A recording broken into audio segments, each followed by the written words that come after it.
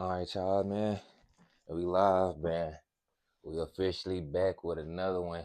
It's been a little minute since I uploaded. But we know we are back in the Sunday night football, Sunday football. A lot of good games going on, a lot of things to discuss. I have took a 2 week break. So I do want to get y'all some good content, a good episode in since I have been away for a little minute. And I'm sorry that I've been away for a little minute, man. I've been trying to get ready for season 2 of the podcast for y'all. I got a lot of new things coming and a lot of things in store for y'all for the new season. I hope that y'all enjoy it. Before I get started with this episode, man, y'all go ahead, if you're new tuning in, y'all go ahead, leave a like, comment, subscribe, tell a friend about this podcast. You know what I'm saying? Just introduce them to the podcast, see if they like it or not. That's up to them. I don't know. But you know what I'm saying? To do your job by telling a friend just by requesting it. And I very much appreciate that. But we're gonna go and get into this episode, man. We got a couple things to talk about today in the NFL world. We're gonna start off with the Denver Broncos today. They played the Houston Texans and they end up losing today. The Texans snapped the Broncos 5 game winning streak. They end up losing 22-17. Russell Wilson was 15 of 26, 186, a touchdown, 3 interceptions. Sutton, he had 2 receptions, 77 yards, a touchdown. CJ Stroud, 16 of 27, 214, a TD. Nick Collins, he had himself a day, man. Wide receiver from the Houston Texans, 9 reception, 191 yards, a touchdown. Not too much that you can really get too mad about that type of performance right there. But the Denver Broncos, this loss right here, I'm not gonna say it kind of hurt. It hurt their playoff chances a little bit, but in the same breath, I didn't look at the other games. I know before this game they was second in their division, which I still think they remain second, a game above the Las Vegas Raiders in their division. So they still in the playoff hunt, in the playoff search. But if they would have won today, I think the Steelers would have ended up losing. The Browns had lost today, so that moved the Browns to 75. That would have made them 75 instead of 6-6. And the Denver Broncos, and from what I really want to discuss until they put up a stinker today, the 5 game winning streak that the Denver Broncos has been on, and really what been the main catalyst and what's been a calling card during that 5 game win streak was the Broncos defense. The Broncos defense finally has been picked back up to the level that we accustomed to them playing, especially last year. Them having one of the best defenses in the NFL, especially with that secondary with Patrick Surtain, Justin Simmons, and all those guys back there. They're very good in coverage. They went and got Frank Clark and, kind of shored up on that D line. So, what I'm saying, so they can add pressure and all those things. They went and got Sean Payton as their new head coach. And, he calling the plays and doing all those things of that nature. Uh, you know, the Denver Broncos in that 5 game winning streak, they was only allowing 325 yards a game during the win streak, which is good. Just the first 5 games, the first 5 weeks of the season, they was giving up 450 yards in their first 4 games. So that's a big improvement right there, big leap, and that's really you know what you expect from the Denver Broncos if I'm a Broncos fan or if I'm the head coach in just the organization. We spent all this money, we did all these things to shore up our defense, shore up our secondary, to shore up that line, to make sure our defense can be one of the best and be able to compete at the highest level. And then you bring in Sean Payton to be able to get these guys to buy into the scheme standpoint, just everything, just to get into buy into the system. Being a good players coach, being a good leader, a man, Sean Payton, who's been in, you know, deep playoff aspirations, deep playoff runs, got experience in all those things. He's a very seasoned, well coach. He did coach Drew Brees, coach Michael Thomas. He coached all those Saints teams where, when they went deep. I think he got a Super Bowl ring, if I'm not mistaken, as well too. So, this is what uh, this is what the vision was, coming in for week 1. Obviously, they started off the season terribly. They went on this 5 game win streak, and uh, they end up losing a day, which kind of, deterred them a little bit. But, it kind of seen it coming. Another thing that I want to list off about the Denver Broncos during that 5 game win streak, that a lot of people were talking about Russell Wilson even before the win streak had started, that he really wasn't playing up to a standard. But coming into this game before they end up losing to the Texans earlier this morning, you know, his first five games, Russell Wilson was 1,200 yards, pass yards, 11 TD, 2 interceptions. Total throughout the whole season, got 2,200 yards, uh, 20 touchdowns, 4 interceptions. Coming into this game before they was end up playing the Texans, he was leading quarterbacks and least interceptions in the NFL. He had more touchdowns than Trevor Lawrence, more touchdowns than Jalen Hurts, more touchdowns than Lamar Jackson. So we got to put some respect and give some credit to Russell Wilson for the job that he's been doing. And you got to understand that that Russell Wilson is not the caliber player that he was when he was with the Seattle Seahawks when he first got into the league, and those things of that nature. But I just think the way he's playing, the way he's compounding, the way he's having to adjust, he taking everything. He taking everything. If you give him the underneath route, he taking the check down. And he's making the defense adjust to him instead of him adjusting to the defense. If the defense gonna give him that flat route all day, he gonna keep hitting it until they adjust to it to open up everything else. And that's kind of what's been happening. He just been playing to his strengths. You know, uh, he been moving out the pocket a little bit better than he was the last season. A little bit more agile, all those things of that nature. And so I just think Russell Wilson just getting that type of blame. You know what I'm saying? It's really unfair because the type of season that he's having right now, I definitely think I'm not gonna say that he's like one of the top 10 quarterbacks or anything. I definitely think he's more so like middle of the pack, maybe like the 13, 14, 15 quarterback based off this season. But you know, let's dive in a little bit into this game though.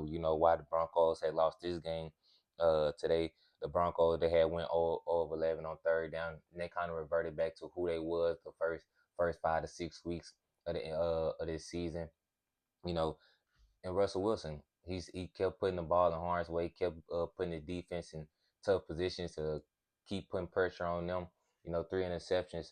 When I just told you he was just coming into this game, he was the only quarterback in the NFL with 5 or less interceptions uh, coming into this game, and he threw just 3 this game, almost his season total average, and which is crazy to me, and that's the main reason why they lost.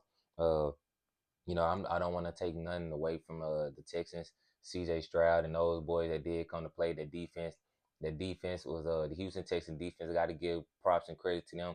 It seemed like every time I looked up, those guys was back there. They was after Russell Wilson.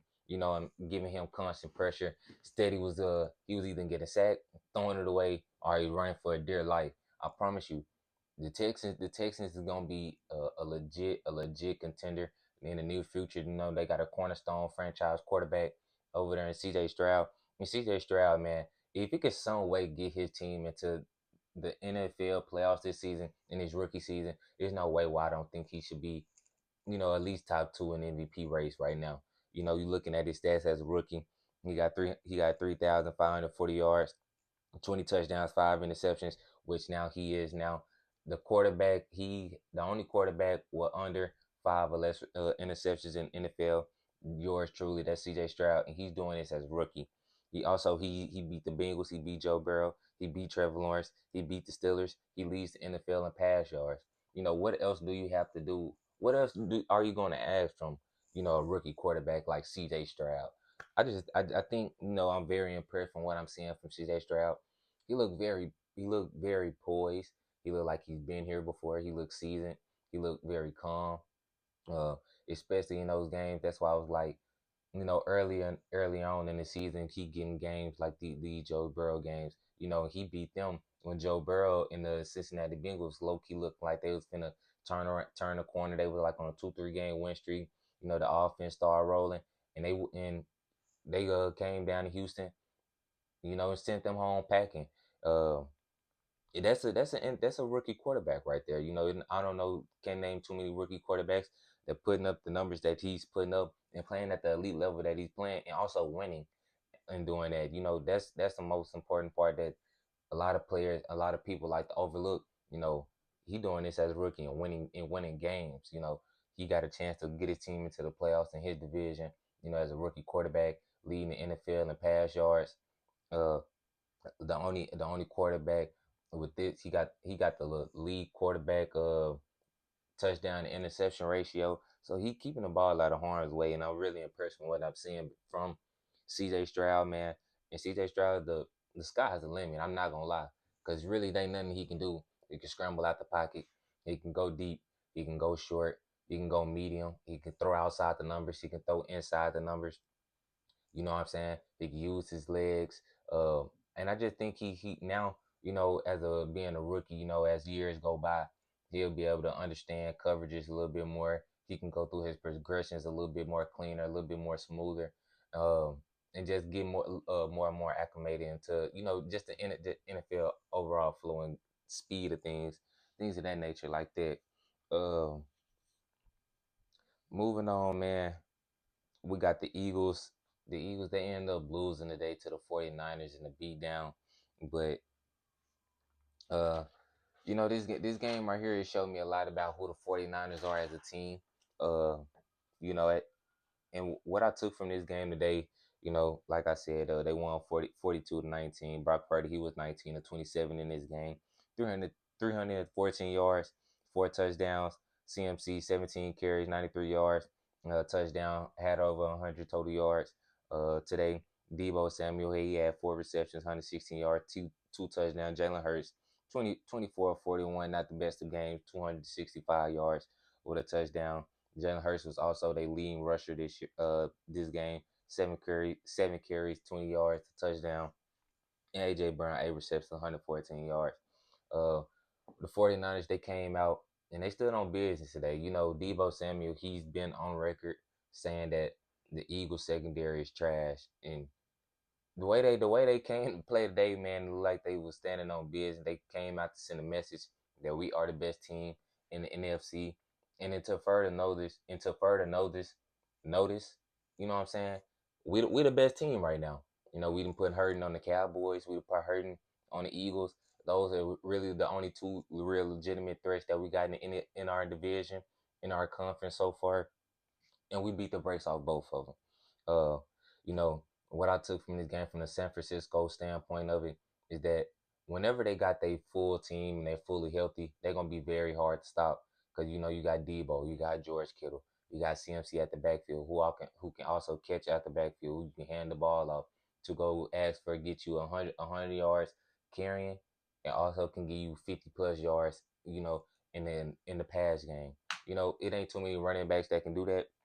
um, you also got, like Debo Sam, you got Brandon Ayuk, Jennings on that side, Cal Shanahan as the play call over there. Chase Young. You see the defense, you see this 49ers team, and just so many weapons, so many ways that they can beat you offensively and defensively.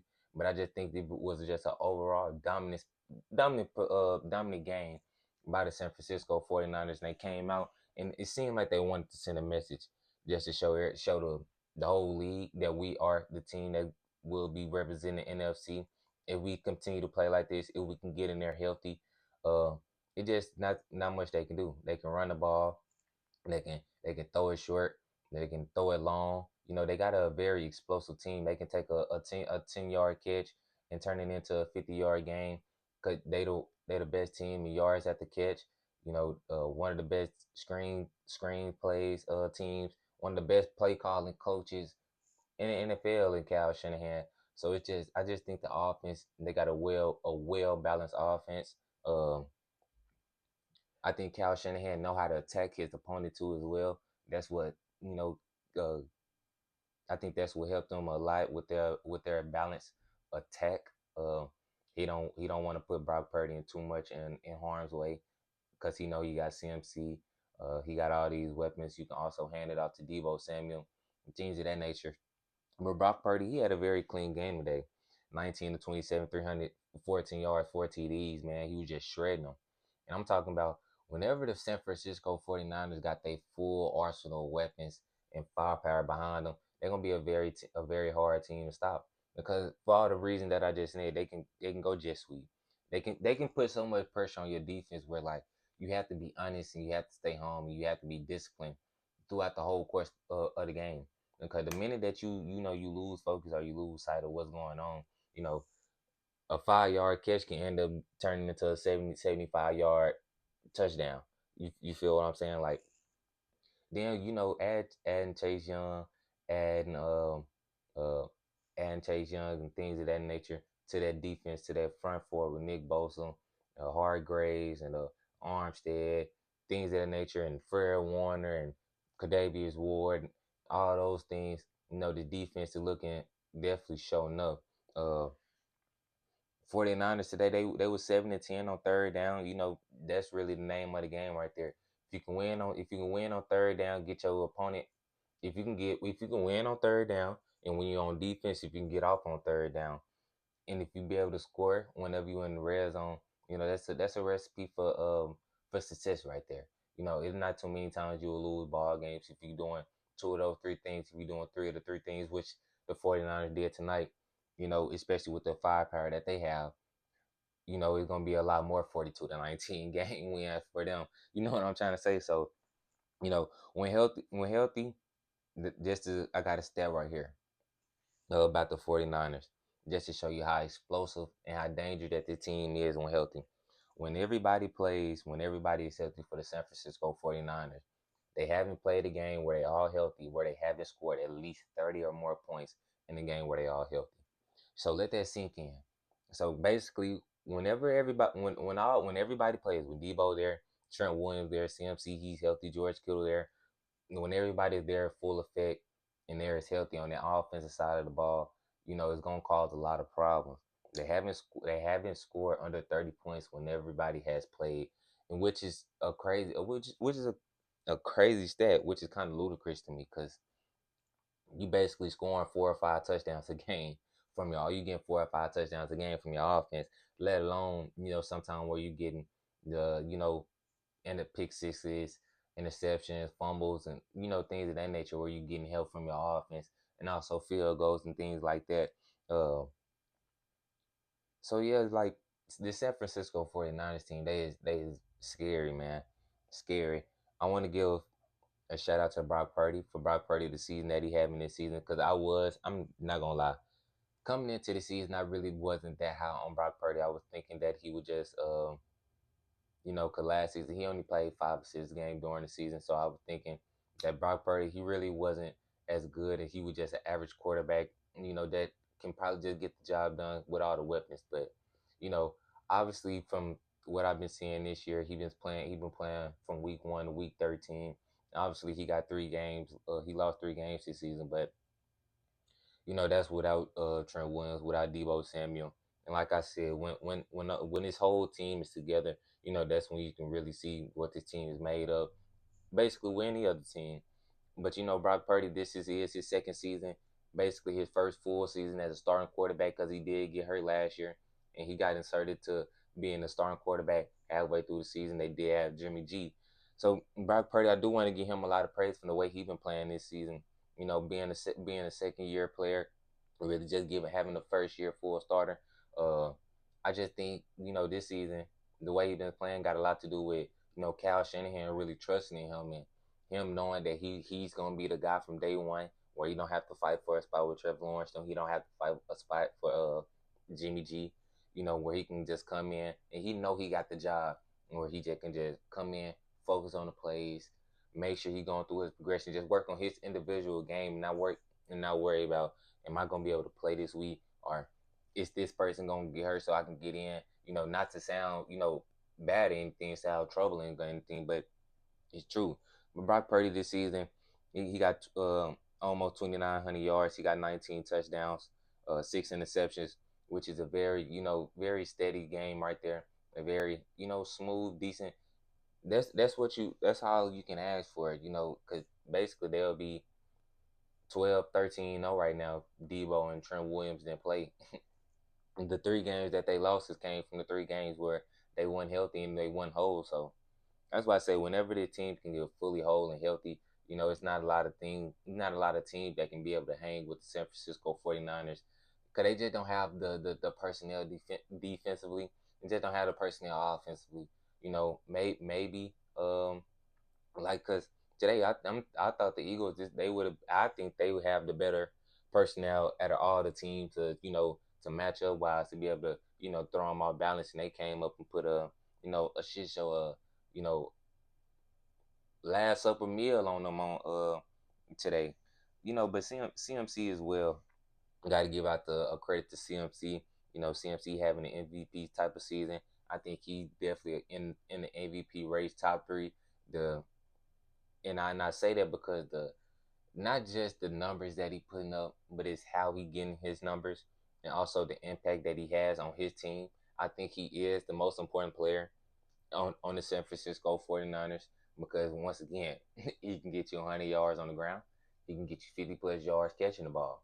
I don't think it's too many guys in the NFL, let alone on his team, that will be able to say the same thing that he can.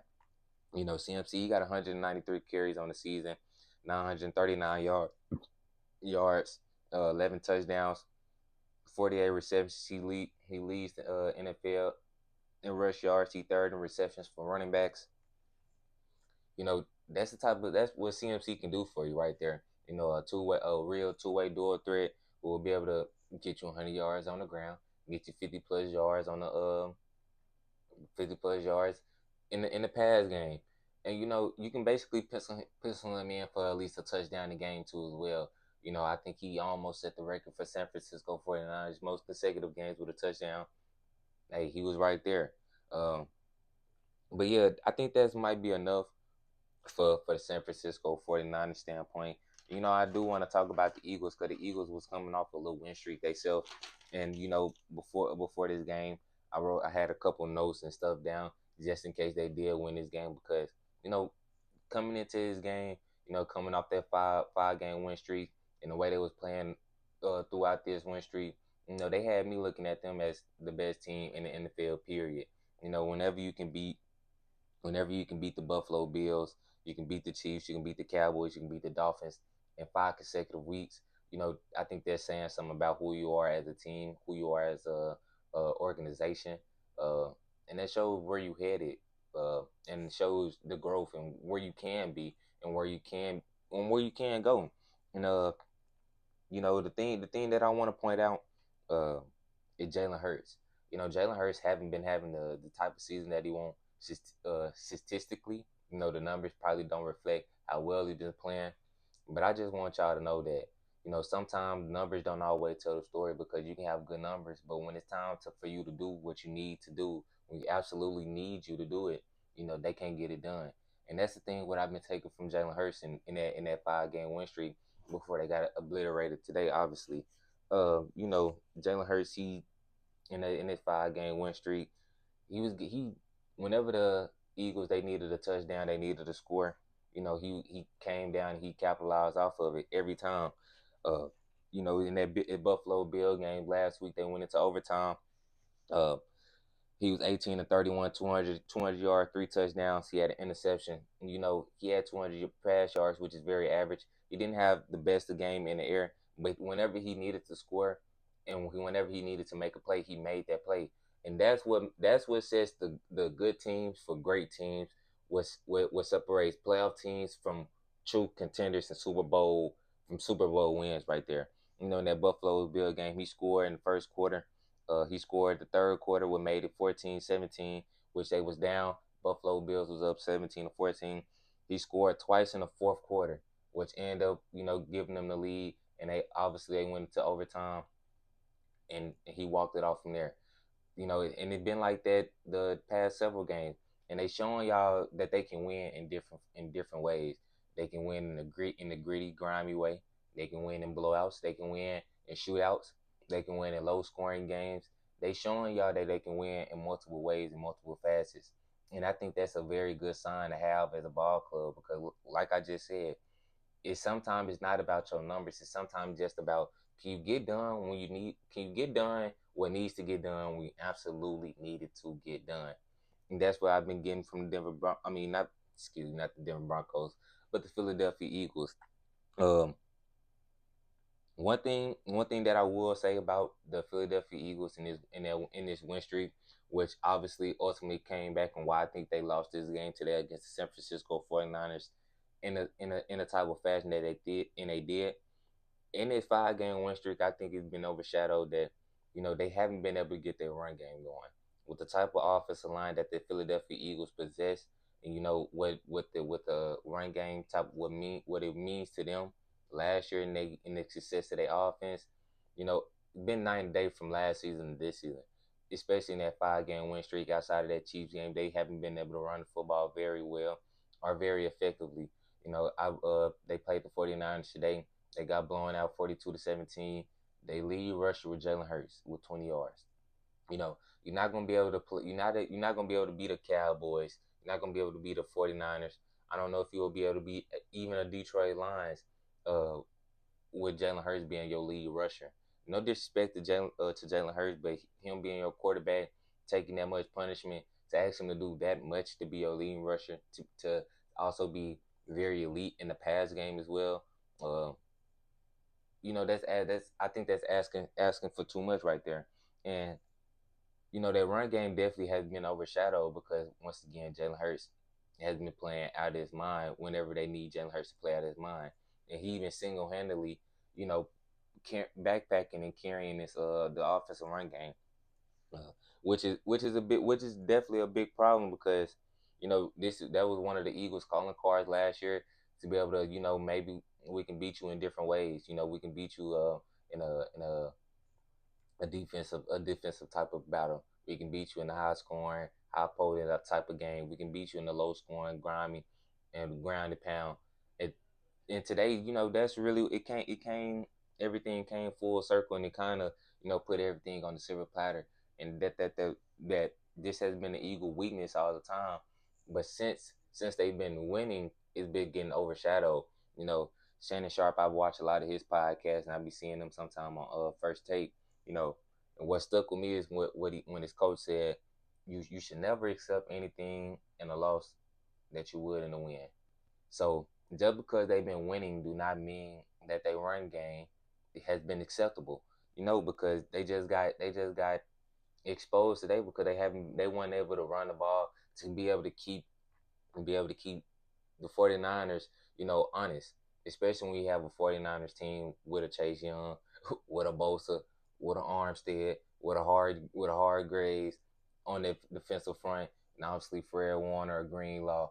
And whenever they decide to blitz those linebackers coming at you, that's where you're gonna need their run game to keep them honest. Where you just can't sit back and be like, okay, we know they can't run the ball on this. We finna go send them head hunters at Jalen Hurts. Let's see if Jalen Hurts can handle this pressure over the course of a 4 quarter game.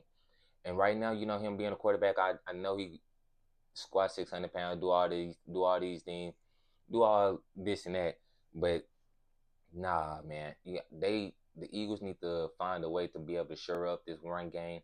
And they need to do it fast because the playoffs they are slowly approaching. Next week they got the Dallas Cowboys. Uh, so yeah, this was definitely gonna show a lot because I think this game definitely exposed what kind of the weaknesses is what the Eagles been dealing with. Because even though the Eagles haven't been winning these games, it haven't been like they've been playing the best. Like I said, the Eagles secondary, they can be had if you got guys or a quarterback elite enough to be able to make the throws, to make the plays, get his guys open to get them in space. As you've seen today, you get George Kittle, you get Debo Samuel, who went for 100+ yards, a touchdown. You get Brock Purdy, who in the second year, his first full season as a starter, you get him to throw 4 touchdowns against your team. Uh, you get CMC to go run for damn near 100 yards when you got the number one run defense in the NFL. A lot of that's the Eagles. They got exposed today, and I really don't know however much to really like to sugarcoat that outside of they got exposed. Uh, but the Eagles, man, they definitely a very good team. I think it's a 1A 1B between them and the 49ers in terms of the best team in the NFL. It's just hard to say that Eagles after this loss is still not one of the best teams in the NFL after the stretch they just came. just came off of, and I feel like this loss was kind of uh I wouldn't want to say it was granted, but at the same time, when you play the Bills, you play the Chiefs, you play the Dolphins, you play the Jaguars, and back to back to back to back to back, then you end up having to play the 49ers, where they starting to click off, starting to round into form, starting to catch a rhythm. They getting everybody got all these guys back healthy. First time playing with Chase Young and things of that nature. you know, Obviously, the Eagles gonna have troubles with the 49ers. I just didn't think it was gonna be this one sided. I will admit, I just didn't think it was gonna be this one sided. Hey, but it's different. But the Eagles, they definitely got a lot of things that could take away from this game. Uh, in terms of they got to be more physical. When you play against the San Francisco 49ers team, on both sides of the ball on the line of scrimmage, they bring that heat, man. They bring that pressure. They ain't coming to play. They ain't being soft. So y'all know that next time. Gotta be ready to play. Then, bro, I just feel like, man, all that trash talking that was going on before this game, even weeks before this game had even came. You should have been having this game calendar circled. Don't matter, man. I would have became standing on straight business. I would have become stand on straight business. But that's me personally. You know what I'm saying? I went out there, I want suited up. I want going against those guys so I can really just say that. So uh I think that's really it from the Eagles 49ers standpoint. I also want to say that the Eagles outside of that run game was the Eagles was what's been making them elite this season as well, because they are very good in second and short, third and short. So when they basically playing 9 yards, they need a 9 yards to get a first down. Whenever they get into the red zone, they are very elite and be able to in short yardage type of situation. That touch push. You got the offensive line. You got Jalen Hurts who squad 600. Not too many teams gonna be able to stop that touch push. So I think that's one of the reasons why they're another reason what makes them an elite squad, because they got so many different ways also to defeat you as well. But you know, next up we got the Green Bay Packers and the Kansas City Chiefs, which they playing right now. Um, and I'm not gonna lie, which the Green Bay Packers, they are winning right now. I want it 23, 21-18, something like that. Uh, but I want to give love to Jordan Love. Jordan Love, he had to take a backseat to Aaron Rodgers his rookie year, his sophomore year. I think this might be his third or fourth season, and his first full season being handed the keys as being named the starting quarterback for the Green Bay Packers.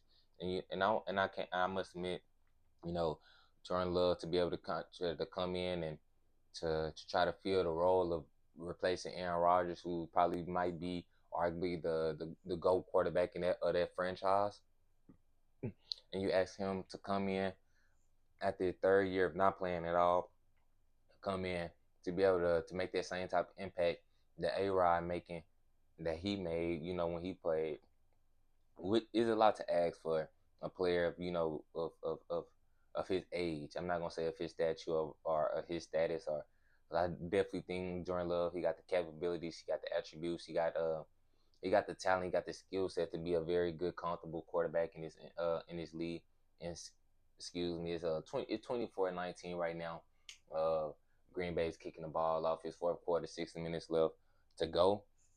But Jordan Love is his progression, just to be able to see him from week one to from now, it has been good. He kind of started off the season a little bit shaky, a little bit rocky. Then these couple previous weeks, he been kind of pick it up, and I think the game was the turning point for me, was that Thanksgiving game. They played against the Lions. That defense, was been stepping up. Jordan Love, he making reads, not turning the ball over. Uh, it seemed like he getting more and more comfortable with this offense. He getting way more comfortable with his progressions. He just looked more comfortable. He just looked more fluid. he look more poised as a quarterback. It don't look like the pressure now is he not getting phased by the pressure as much as he was. Though I want to say the first 5 to 6 weeks, 5, 6, 7 weeks. Then now, he taking everything that come with the position, and I'm not gonna lie, I like his progressions. I like his progressions. Uh, Either they 5 and 6 right now. A win right here will do numbers for them, knowing that they is in NFC, the conference in a division a little bit weaker, so they do have a little chance to make it to the playoffs. They got 3, 4 games left, so if they can win out, I can definitely see them making it to the playoffs. Uh, Jordan Love,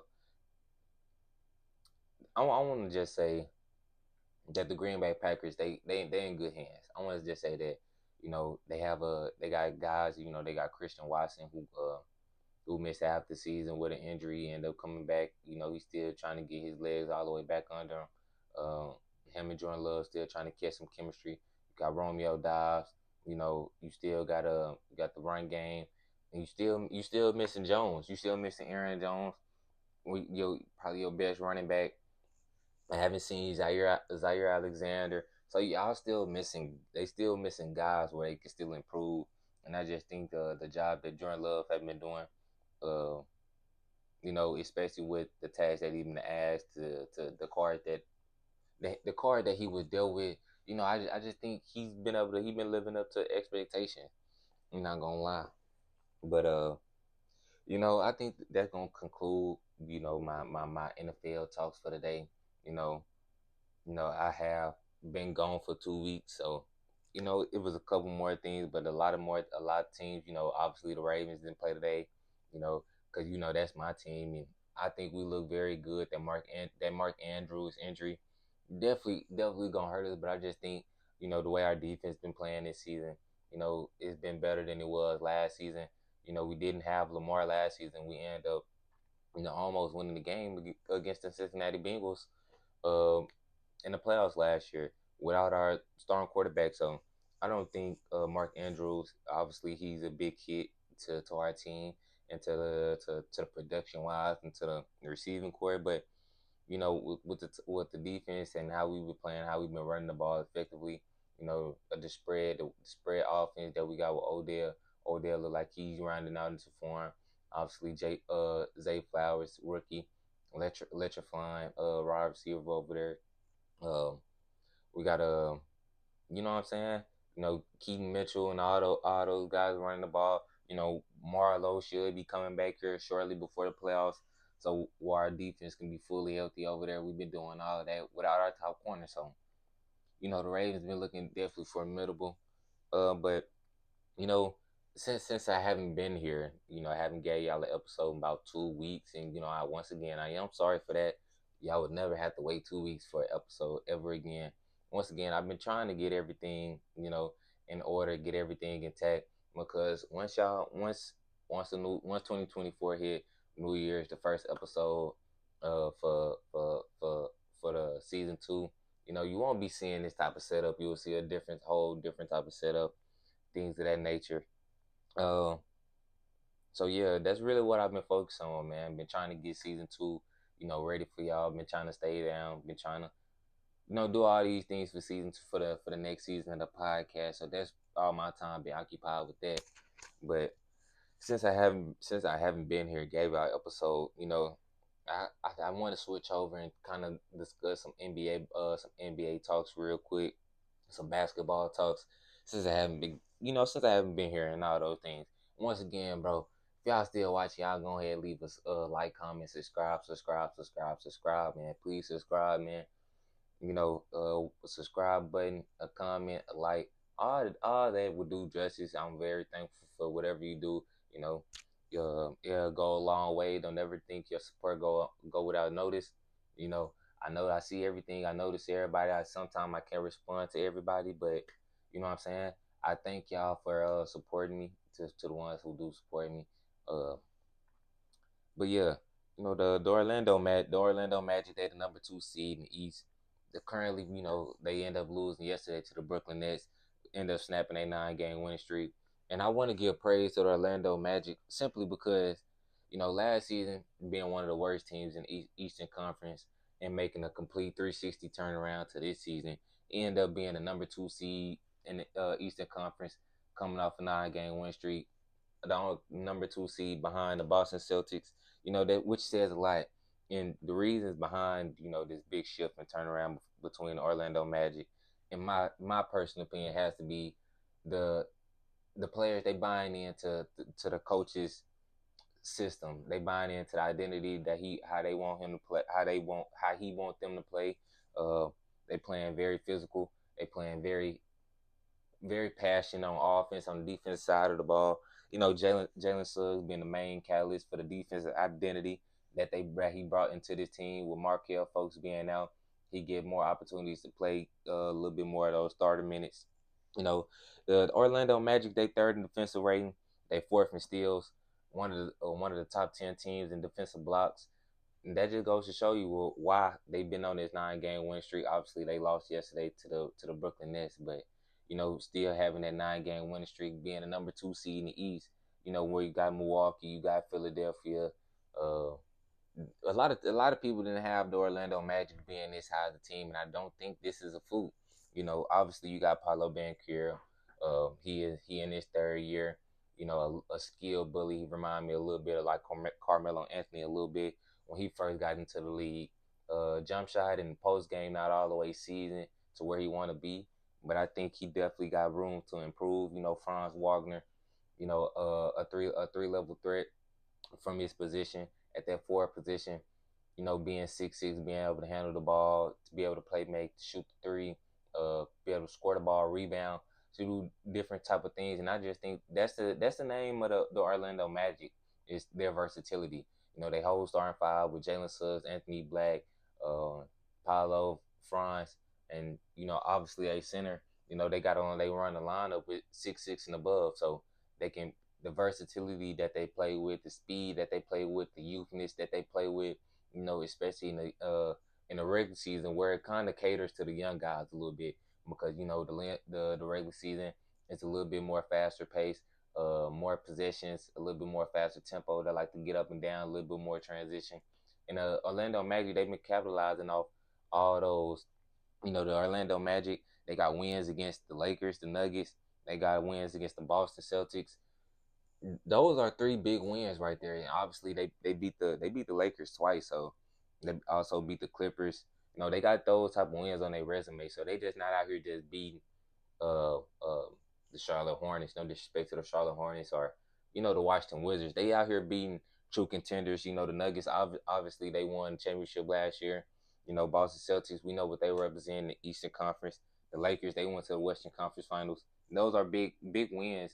Early in the season, to show the type of growth from your fan base, and to the organization, that this thing that we just trying to invest in, that we've been working on, that we obviously this rebuild didn't start with Paulo.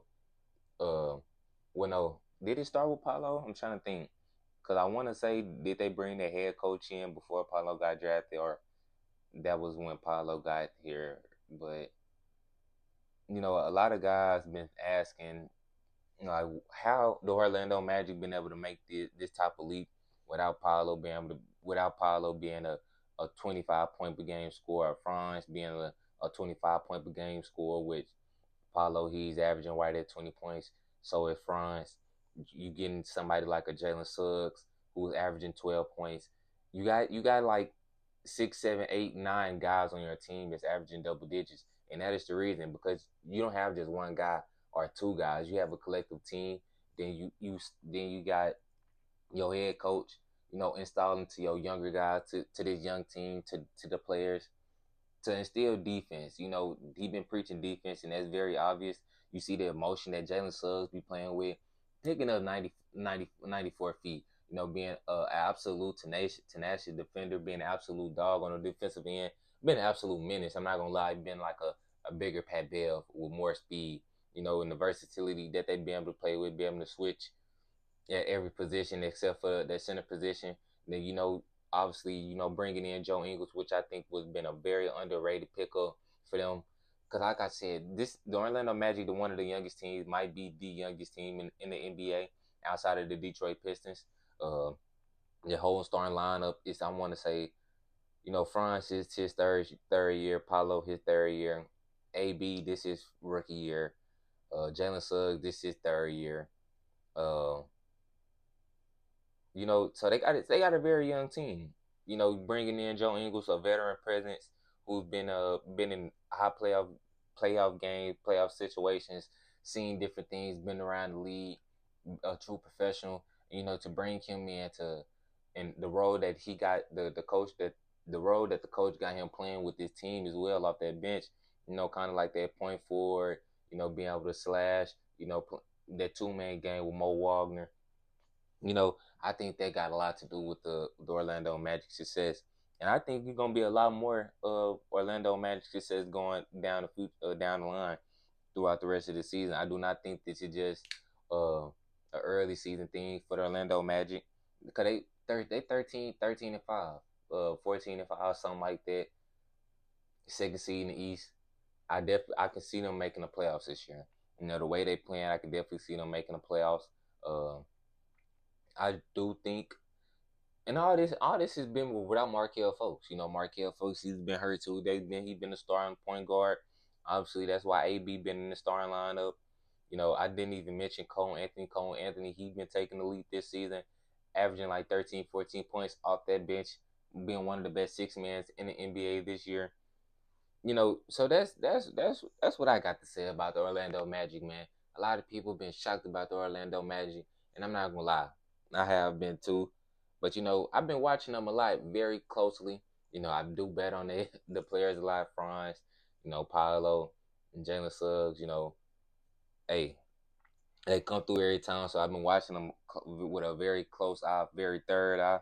Uh, in Orlando Magic, they is almost a very complete ball club. They got a backup center, they got a starting center, they got a point guard, they got a backup point guard. I just think the only thing that they missing right now, which they got Gary Harris playing that role, which is cool.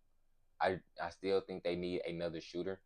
Uh, and when I say a shooter, I'm talking about like a sniper. Somebody like a Klay Thompson, or somebody like a Joe Harris in his prime, a Cal Korver, a JJ Redick, guys that are in the game, a Max Strus, of that nature, Duncan Robinson, guys that are where you can't just leave open, because if you leave them open, they're gonna make you pay. And I think the Orlando Magic are just one sniper away from really, really, really, really, really making noise for being a real dangerous ball club. Because once again, Paolo still got leaps to take in this league. He still got things to learn in this league as a player. Um, and still just as a team, he haven't been through that much as a league. He haven't made it to the playoffs. He haven't did all that. So all this is just building blocks right now for the Orlando Magic, and it just early on in the season, I do want just have to get them a shout out because obviously they're not gonna get a lot of media talk, a lot of a lot of televised games and things of that nature. And they've been one of the hottest teams in the NBA before losing yesterday to the Brooklyn Nets. And nobody been talking about it, so I couldn't be quiet. I would be doing a disservice to my job if I didn't talk about the Orlando Magic. So I made sure I talked about them. And the second team that I want to talk about is Minnesota Timberwolves, man, the number one team in the NBA, the number two team in the NBA, our number one team in the NBA, if I'm not mistaken, 14-4. Uh, obviously number one team in the Western Conference, which I knew they can be this type of team. I had them. We did an episode before the season, and I had them being like a top four seed in the Western Conference, which I'm definitely gonna stand by that. As you all know, I'm a Kevin Durant fan. That's like my Michael Jordan right there. But right after he retired, I'm Team Ant all the way. I'm Anthony Edwards all the way, man. AE5, AE, I'm Ant. And just to see uh the Timberwolves they placed out this season, the defense, you know, obviously to me I've been hip to the vision. I've been seeing the vision. You know, yesterday they played their first real minutes with Nas Reed, Carl Anthony Towns. and Rudy Gobert. Like I said, I seen they got the pieces over there. The Minnesota Timberwolves, they got the pieces. They got the point guard. They got. I just think they kind of like the Orlando Magic. They still need a reliable, capable shooter over there. You know, who will be able to who can shoot like 38, 39, 40%, from the 3 point line to be able to, where they can be able to double off Anthony Edwards or, come swarm down on Karl Anthony Town post up. Because you already got Rudy Gobert and Karl Anthony Town starting, which going to kind of, clog up the paint a little bit. So adding a 38, 39, 40% three-point shooter to that type of team with that type of slashing ability, what that team already has over there, equipped to them, I think will make them a way more scarier. It will open the game up, bust the game wide open, especially for Anthony Edwards. Anthony Edwards, he's a three level scorer. He taking that leap this season. He averaging 24, 25 points a game, 6, 7 rebounds, 4 assists. What more can you ask for from a third, 4 year player in the NBA? You got Jay McDaniels, one of the best perimeter defensive players in the NBA. You know, Rudy Gobert, obviously, that goes without saying. Rudy Gobert, one of the best defensive players of all time, especially at this generation. Right now so far in his first 18, 19, 20 games, however many games he's been so far, he definitely is my he definitely get my vote for DPOY, Defensive Player of the Year. You know, it was a clip. I forgot what game it was. He went and blocked. He was from the paint. He started from the paint. It went out and closed out on the corner three and blocking that shot, getting the ball. The opponent got the ball back. He ended up recovering, blocked the shot again. Then he ended up getting the ball back and end up deterring the shot once again. I'm like, yeah, man, Rudy Gobert, he crazy, you know. And I just like I said, the vision, man. They got the youth, they got the defensive chops with Anthony Edwards and Jay McDaniels. Those are two elite wing defenders right there. Those are two good two-way players, especially Jay McDaniels. Like I said, to me, he might be a top three defender in the NBA right now. I got Draymond, Bam, then probably Jay McDaniels. He can put you in hell. Anthony Edwards probably like a top 7, top 8 defender in this league. One of the best wing defenders in this league today that we have. Also, you still got Mike Conley. Mike Conley, he just a steady point guard. Somebody that the Minnesota Timberwolves desperately needed. You know, when D'Lo was with the Minnesota Timberwolves, I didn't think he was a good fit to pair him with Anthony Edwards and Jay McDaniels. I do not think D'Angelo Russell is a point guard. I do think he's a shooting guard. Whereas he can he just needs the ball in his hands for him to be effective. And that's really why how he getting this assist. I wouldn't even consider him a combo guard. Combo guards are, guys like CJ McCollum, you know, that are a point guard but just masquerade. That's our point guard, but really a two guard at heart. For D'Angelo Russell, he playing point guard but really a two guard at heart. You feel me? So uh so yeah, so having somebody like Mike Conley who can be able to, knock down big time shots, big time threes, not turn the ball over, obviously a more capable defender than D'Angelo Russell is, given that he is shorter than D'Lo. But, he's being a better playmaker, being a better facilitator, being a better floor general, understanding the game, and, being another vet presence to add on to that team. You got obviously Rudy, he been through the fires. You got Mike Conley, he been through the fires. In slow mo, Cal Anderson, G's the nature. I like this team. They are perfectly perfectly constructed. They got size, they got length, they got speed, they got athleticism, they got semi shooting. Cause Cat can still shoot the three. Mike Conley can still shoot the three. Um, Anthony Edwards a 3 level scorer, so he can do it at all 3 levels. Jay McDaniel, his game has improved. He's doing a little bit more offensively. He's doing a little bit more off the bounce than what people are accustomed from seeing from Jay McDaniels and things of that nature and like that. Uh, from what I'm seeing from the Minnesota Timberwolves, I'm not surprised at all. Not surprised at all. and I had to talk about them. They're another team that's not gonna get a lot of media talk, and a lot of televised games either as well. So once again, be a disservice to to my job if I didn't talk about the Minnesota Timberwolves, Orlando Magic, and man, I think that's gonna conclude this episode, man. And once again, bro, I'm sorry for to giving y'all the 2 weeks with no episode, man. It won't happen again, man. I just been getting everything ready for the next season. Um, uh, what I was about to say, I just lost my train of thought, man. I'm sorry, but season two, it will be here very shortly. Go ahead, leave a like, comment, subscribe. You can also follow me on all social media platforms.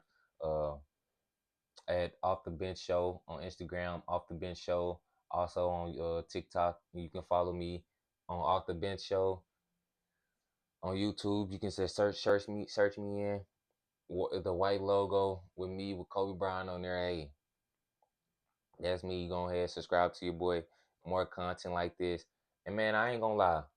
For season two, I got a lot more things in store. I'm not gonna tell y'all what I got in store until, maybe up until New Year's podcast episode. That'll probably be the last episode you will see me in this type of setup, in this type of, you know, in this type of space. So yeah, man. I think this concludes episode 40. Y'all go ahead, leave a like, comment, subscribe. Make sure y'all follow me on all social media platforms. It's gonna be a link in the description as well. Make sure y'all leave a like, comment, and subscribe, please, man. A subscribe will go a long way. We almost at 300 subs, man. I only been doing this podcast stuff about 7 months. Give me 300 subscribers by the time season two kickoff, and man, I'm telling y'all won't regret it. I got a lot of lit content coming for y'all. A lot more various things that we gonna be talking about. Um, hey, I don't want to speak too much and spoil it too much for y'all. Y'all just gotta make sure y'all subscribe. Make sure y'all stay tuned, and we out.